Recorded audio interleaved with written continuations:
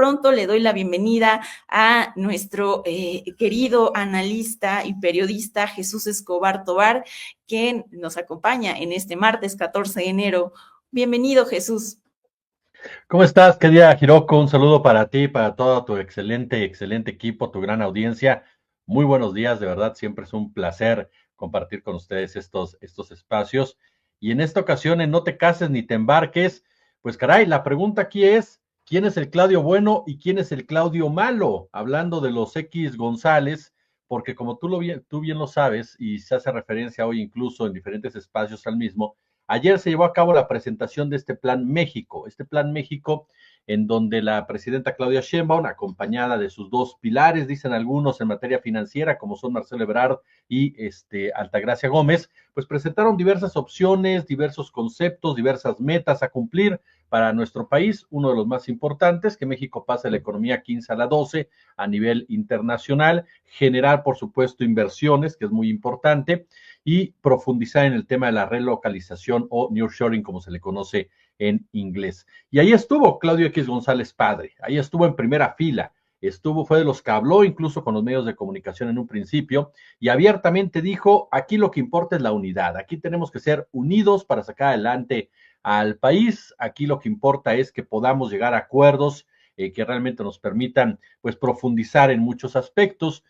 Después se le vio muy tranquilo, sentado entre los diversos empresarios, se tomó la foto, es decir, el señor estuvo en su papel de colaborador y demás, que claro, si soy muy honesto, querido Hiroko, Jesús Escobar Tovar, no le creo nada a Claudio X González, sea padre o hijo, pero bueno, el chiste es que a final de cuentas él apareció, pero por la mañana, Claudio X González hijo había lanzado un posteo en donde le daba duro, pero duro a los empresarios que se iban a reunir con la doctora Claudia Sheinbaum, a quien de plano los cuestionaba si se iban a atrever a alzar la voz como lo hacían en privado o se iban a quedar, ¿no? En un lugar pero bastante mediocre, por decirlo de alguna manera. Dijo que no estaban defendiendo la libre empresa, dijo que no estaban defendiendo la posición por parte de los empresarios y que el plan México era un plan estatista, esta palabra que le encanta a los neoliberales manejar de una forma peyorativa. Después salió otro posteo de Claudio X González en donde habla directamente de este tipo de reuniones y en donde de plano, ¿no? Cae en un asunto de hasta cuestionar, digámosle así, a los asistentes. El punto es que entre los asistentes estuvo su papá. Entonces, ahí es donde uno se queda pensando, que Hiroko dice, ¿a qué están jugando? ¿A qué están jugando estos dos personajes? ¿Por qué? Porque por un lado, Claudio X González te dice, el Plan México no pasará del papel, la planificación estatista de la actividad económica siempre fracasa, solo en libertad y con certeza jurídica pueden los agentes productivos privados generar la inversión, el empleo bien remunerado, el crecimiento económico que hacen posible combatir la pobreza y generar la prosperidad. Un gobierno fuerte, delgado, ojo con este de punto, delgado y ético, debe cobrar impuestos justos a esa actividad económica y con ellos asegurar seguridad, justicia, infraestructura, así como oportunidades de superación para todos por la vía de la salud universal y la educación de calidad. A mí lo que me encanta de los posteos de Claudio X González, si me lo permite rápidamente, es saber en qué país ha vivido todos estos años, porque realmente el país que él define como que existió antes del 2018, pues solamente existe en su mente, solamente existe en su discurso, solamente existe en su narrativa. Por ejemplo, cuando el hombre nos habla de un Estado delgado, bueno, esto ha demostrado a nivel internacional que no funciona. Debes de tener un Estado fuerte, un Estado que se involucre directamente en la economía, no para que se convierta en un obstáculo, pero sí para que regule las cosas, sí para que vea por el fin colectivo. ¿Por qué? Porque el empresariado jamás verá por el fin colectivo, siempre verá por el fin individual. Esa es su meta. Los gobiernos de los ricos, que han sido los que han prosperado, entre comillas prosperado porque han saqueado en los países, no han dejado nada bueno para las mayorías. No han permitido que las mayorías se desarrollen, cancelaron incluso lo que es el ascenso social. Y esto ni siquiera es una cuestión opinativa. Ahí están los datos, ahí están los números, las cifras de cómo desde que se implementó el neoliberalismo a rajatabla en el mundo, desde que Thatcher y Reagan se quitaron las máscaras como tal y lo profundizaron a raíz de la caída de la Unión Soviética, nos topamos con un empobrecimiento de las mayorías y un enriquecimiento bastante vil por parte de las minorías a nivel internacional. Y en México no es la excepción. Entonces, cuando un empresario como Claudio X o Ricardo Salinas Pliego o algunos de los que manejan este discurso de adelgazar el Estado, lo único que están pidiendo es la libertad de hacer lo que a ellos les plazca en un escenario completamente de asimetría en contra de aquellos que no tienen las mismas posibilidades de desarrollo y de competencia. Y ahí es donde surge entonces esa pregunta: ¿a qué juegan los Claudios? Por un lado, extienden la mano, intentan llegar a acuerdos, intentan mostrarse como parte de un nuevo gobierno, y por el otro golpean. Una de dos: o están peleados entre ellos, que nunca podemos descartarlos, que haya un encono entre ellos, o están viendo por un lado el famoso garrote y por el otro la famosa zanahoria. A mí lo que me queda claro es que Claudio X González padre no quedó nada contento con el actuar de su hijo como dirigente de una oposición a la cual llevó a la lona, a la cual llevó literalmente, y por decirlo de una manera tan clara y contundente, la llevó a resultados de verdad de oprobio para cualquier integrante de esos partidos políticos. Si tuvieran tantita dignidad, se hubieran zafado de la influencia de Claudio X González y él se hubiera retirado de la política. Desde que él tomó las riendas de la oposición en México, tienen derrota tras derrota tras derrota y por supuesto que el padre pues no está contento, porque el padre, un tipo forjado en el salinato, un tipo forjado de la mano de Carlos Salinas de Gortari, un tipo que se la sabe bastante en materia de perversidad política empresarial, pues sin duda alguna los resultados no le han de haber parecido nada satisfactorios, y sobre todo vaya que se ha de ver incomodado a raíz precisamente de la molestia de otros empresarios que le metieron muchísimo dinero a la campaña de Xochitl Gálvez y que fue un verdadero fracaso. Entonces llegamos a ese punto de no te cases con estos gobiernos, estos empresarios neoliberales que te prometen el cielo, el mar, las estrellas y todo esto para tratar de convencerte de una realidad, la realidad de la que ellos simple y llanamente están gozando. A mí me queda muy claro, querida Hiroko, que estamos hablando de que hoy la relación entre Claudia Sheinbaum y los empresarios es distinta que la de López Obrador. Fíjate, rápidamente te digo esto. Por un lado, surge incluso desde el puente. López Obrador tenía como uno de sus principales puentes, tú lo sabes, a Alfonso Romo. Alfonso Romo, un pinochetista, un hombre de derecha, un hombre que se vio muy favorecido por esta relación a través de Monsanto y en la agroindustria. Eso es un hecho. Pero un tipo que se acercó, ¿no?, con López Obrador, que tenía una relación con él, que le sirvió de puente con los empresarios con los cuales López Obrador no tenía buena relación, con excepción del ingeniero Carlos Slim y algunos otros, que logró precisamente atemporar las aguas con la REA, con Salinas Pliego, con el propio Emilio Azcárraga, con el caso concreto de los Beckman, con el caso de los Serville, con el caso de los Bayeres. Ese fue el papel que jugó Alfonso Romo. Pero de una personalidad muy diferente, de una personalidad más de tender puentes políticos. Ese es un punto importantísimo. Con Altagracia Gómez, Claudia Sheinbaum tiene a una persona que tiende puentes técnicos, digámoslo así, netamente empresariales, que les habla a los empresarios desde su propio idioma, haciendo un poco de lado lo que es la política como tal. Y en ese punto también los empresarios, me parece, que después de dos derrotas tan claras y tan contundentes que han tenido el PAN y el PRI en 2018 y 2024, entienden que ya no tienen brazos políticos en este momento relevantes, brazos políticos que en este momento les permitieran operar de cierta manera, ni siquiera tienen fortaleza en las cámaras. Entonces, saben que tienen que llegar a acuerdos con el actual gobierno. Deben de empezar a entender que la ciudadanía en su mayoría está dando un mensaje diferente y que los empresarios que entienden todo este juego no se van a dar un balazo en el pie, no se van a enfrentar a un gobierno que tiene una mayoría como la que tiene Claudia Sheinbaum y sobre todo un respaldo tan popular. Por lo tanto, saben muy bien cómo mover sus cartas. ¿Son almas de la caridad? No, por supuesto que no. Ellos jamás estarán conformes mientras no haya alguien sentado en la silla del águila que responda claramente a sus características. Eso me queda clarísimo, pero por lo pronto saben muy bien que en este momento el camino, y les conviene a todos, es tener una buena relación con Claudia Sheinbaum y alejarse mayoritariamente de ese otro grupo empresarial que le gusta hacer política, que está metido en la política, que está jugando las contras políticamente, que es el encabezado por Salinas Pliego, y su versión más pequeña, que es el de Claudio X González hijo. Entonces, es parte precisamente de este hecho. No te cases con estos empresarios que te cuentan precisamente estas bondades y por supuesto no te embarques como el señor Claudio X González en situaciones que simple y llanamente pues no se le dan, porque si algo me queda claro es que Claudio X González hijo, como operador político, es más tipo el coyote del correcaminos. Todo, absolutamente todo, le sale mal, ¿no? Jesús Escobar, gracias por esta mirada. Creo que nos da para hacer una, digamos, desmenuzar mucho más.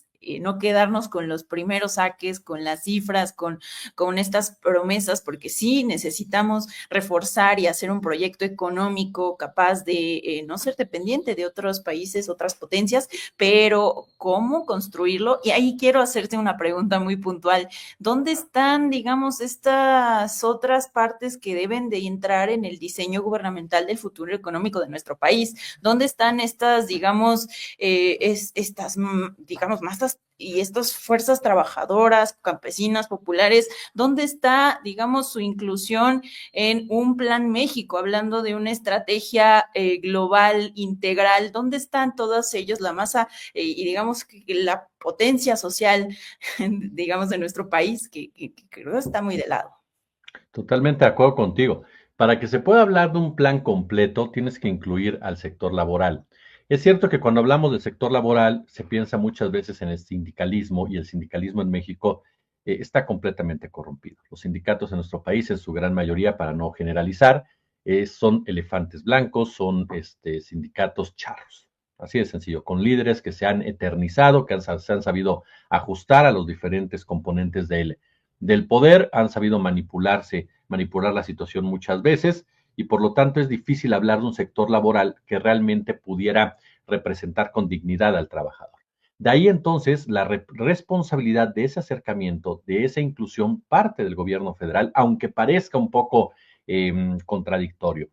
Y es el gobierno federal el que, además, por supuesto, de los salarios mínimos, que es una de las decisiones que mejor se han tomado durante los últimos años, además, por supuesto, de las leyes como la hora silla, además de todo lo que tiene que ver con las horas extras y demás, tiene que empezar a llevar a cabo acciones que fortalezcan al empleado. Tiene que llevar a cabo acciones que fortalezcan todavía más al empleado. Tiene que incluirlo directamente. Tiene que acercarse, efectivamente, como bien lo dices, con estas organizaciones agrarias campesinas por una simple razón. Ahorita con el tema del maíz, los que realmente necesitan ese apoyo son esas organizaciones campesinas, son esas organizaciones agrarias, las cuales mientras no se desarrolle el campo mexicano, continuarás teniendo niveles de pobreza altos. Eso es una realidad innegable.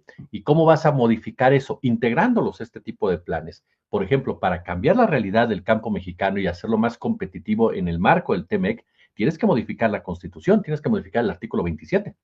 De otra manera, seguirán con enormes desventajas ante sus contrapartes de Canadá y de los Estados Unidos. Tienes que invertirle al campo mexicano, tienes que invertirle a los campesinos para que de esa manera puedan generar mucho más de lo que generan ahora y puedan ser autosustentables en muchas ocasiones y empezar a disputar lo que es la soberanía alimentaria que hoy por hoy México la entregó. No este gobierno, no el anterior, pero sí la entregó desde hace muchos años a estas empresas. Y es muy importante también, mi querida Giro, con ese marco que señalas, que también como ciudadanía y como diferentes organizaciones laborales, como los propios trabajadores y demás, entender que no puedes dejarle la discusión de la economía a los ricos. O sea, no se la puedes dejar a los ricos, no se la puedes dejar a todas estas personas que están ahí. ¿Por qué razón? Porque ellos nunca van a ver por tu beneficio. Ellos nunca se van a preocupar por los problemas que tú y yo tengamos. Ellos no se van a preocupar si su trabajador llega a la quincena o no llega a la quincena. Para ellos lo único que importa son los números. Para ellos lo único que importa son los datos, las cifras que les beneficien. Hay un concepto muy arraigado, lamentablemente, en México, en donde se piensa que el empresario te hace un favor al darte un trabajo. No, no es cierto. Te da un trabajo y tú lo desquitas y por lo tanto te pagan un salario y tú haces ganar en tus diferentes niveles de empleo a esa empresa. Entonces, ese es uno de los conceptos que se tienen que combatir con una nueva cultura laboral, entre ellas la jornada de las 40 horas, una jornada a la cual se oponen empresarios como Carlos Slim, pero no se oponen, deja decirte esto rápido, porque vaya a tener una merma económica. Realmente no, ya se hicieron las cuentas, ya se tiene perfectamente checado. En los países donde se ha llevado a cabo no tiene ninguna afectación económica a las empresas. No lo quieren porque es perder el poder.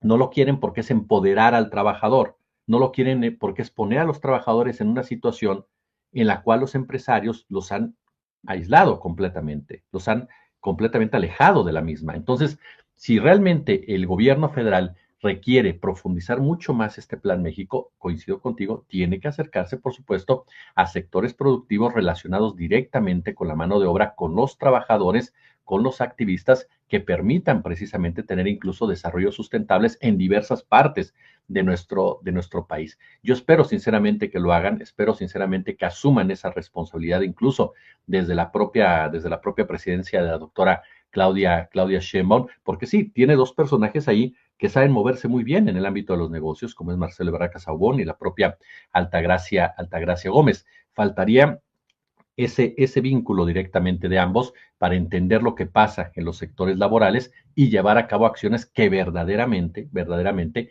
integren a un Plan México a todas y cada una de las fuerzas que representan, ¿no? En un momento dado el desarrollo de este país. Y más en un momento en el cual se nos viene una época complicada, muy complicada en el plano financiero y sobre todo en el tema de la relocalización.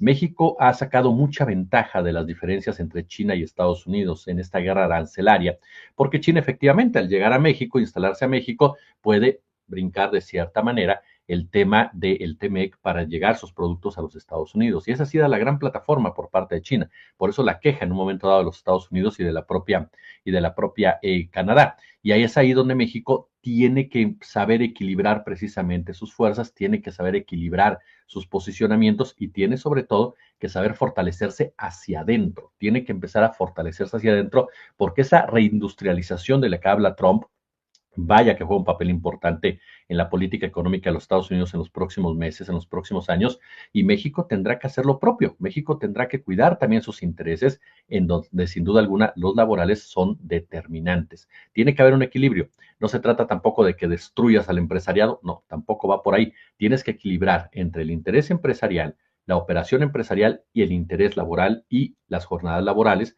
para que haya un crecimiento sostenido de todos y cada uno de los involucrados, porque de otra manera, si debilitas una parte para fortalecer la otra, tarde que temprano pueden traer consecuencias la misma. Todos se necesitan, esa es la realidad. No es querer quedar bien con todos, sino que es la realidad. Para tener una economía que vaya creciendo y fortaleciéndose, requieres de cada una de las herramientas que la permite seguir adelante. A mí lo que me queda claro es eso, y ese punto que te decía. El peor error que hemos cometido los ciudadanos de a pie es dejarle la discusión de la economía a los ricos, dejarle la discusión de este tipo de planes, de este tipo de ideas a los ricos o a aquellos que nos dicen somos expertos en materia financiera, cuando en realidad todo es política. Todo, hasta la economía es política y todo se basa en un engranaje político. Entonces, en ese sentido, me parece que es ahora que también la ciudadanía nos empecemos a involucrar en las discusiones económicas, nos empecemos a informar en las discusiones económicas, nos empecemos a informar, como bien lo señalas tú, en cada una de las estructuras que conforman este tipo de planes y que deberían de conformarlos como tal. ¿Para qué? Para que como ciudadanía puedas exigir mejores resultados y que como ciudadanía sepas perfectamente bien cuáles son también tus derechos laborales, cuáles son tus papeles y cuáles son tus exigencias, pero también tus obligaciones dentro de un marco en el cual sepas que el que habla de economía muchas veces lo hace porque tiene un discurso completamente doctrinario, tiene un discurso completamente ya anquilosado, pero que lo siguen defendiendo y que busca defender en todo momento a los dueños del capital y no jamás a los que venimos detrás, ¿no? Así es, muchas gracias Jesús Escobar, coincido con todo lo que has planteado y creo que hay fuertes movimientos, no solo en espacios urbanos, sino en el campo, que están queriendo romper con todas estas estructuras como si ya estuvieran dadas, como si fueran inamovibles, que no colocan al centro sus necesidades desde el campo, desde los núcleos de trabajadores combativos. Entonces vamos ahí a dar más información, más espacio, más voz, porque existen, pero de pronto la articulación es lo complicado. Vámonos con un par de comentarios para agradecerte por esta aportación de este martes 14 de enero en No te cases ni te embarques. Por ejemplo, coincido mucho con este comentario de Guadalupe Bárcenas que dice qué buen análisis el que hace Jesús Escobar, que te agradecen mucho y que les encanta siempre cómo aportas a la discusión. Por favor, también dinos en dónde te pueden seguir. Hay un canal de YouTube que recientemente has creado, a toda la audiencia para que estén enteradas y enterados. Sí, efectivamente, abrimos ahorita un segundo canal de YouTube que les pedimos por favor que se unan al mismo.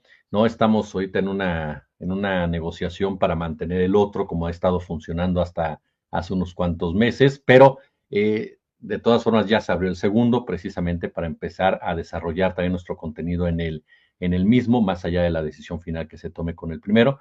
El segundo canal va a tener su propio contenido, va a tener su propio desarrollo y es un canal al cual le estamos dando mucho apoyo en este momento para que siga creciendo. Ya alcanzó los 16,000 seguidores en 3 días, entonces esperamos de verdad que siga el apoyo por parte de la ciudadanía. Este canal se llama Jesús Escobar Tobar, nuevo canal, así, tal cual lo encuentran. Es más, déjame ver por acá si lo estoy diciendo bien, porque de repente no te creas, ya la edad ya me afecta. Se llama Jesús Escobar Tobar, nuevo canal, y el arroba, digámoslo así, con el cual lo encuentran es arroba Jesús Escobar Tobar, con mayúsculas al inicio cada uno, 2-N3P. Ese es precisamente el link en el cual nos van a encontrar, ¿no? Arroba Jesús Escobar Tobar, 2-N3P, para que ustedes se sumen a nuestro segundo canal y por supuesto que no se desuscriban del otro. Ya cuando se tome una decisión final al respecto, pues ya les estaremos informando. Pero este segundo canal es el que sí o sí va a seguir con su crecimiento y con su viabilidad de aquí en adelante. Mira, ahí lo tienes precisamente en pantalla. Muchas gracias, Jesús. Te esperamos el próximo martes en esta Estamos. sección que has hecho de maravilla, que es No te cases ni te embarques. Gracias por hoy. Fuerte abrazo. Hasta pronto.